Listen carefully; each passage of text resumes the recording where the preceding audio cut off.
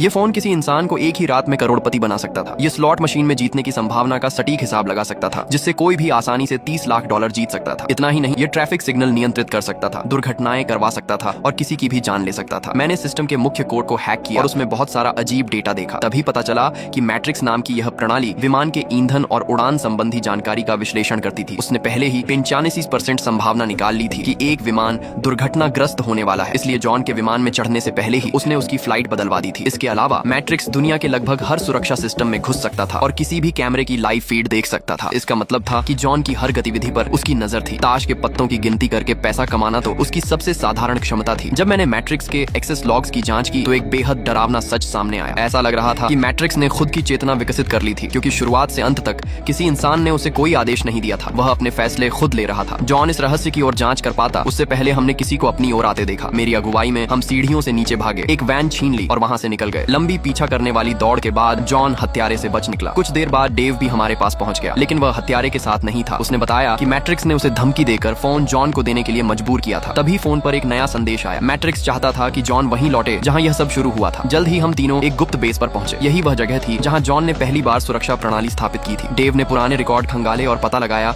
कि इस पूरे प्रोजेक्ट को एक रियल एस्टेट डेवलपर ने फंड किया था, जो इस फोन का पहला मालिक था। फिर मैट्रिक्स ने जॉन को एक और आदेश दिया, उसे एडमिन पासवर्ड डालकर सिस्टम चालू करना था। अब समझ आया कि मैट्रिक्स ने जॉन को क्यों चुना था।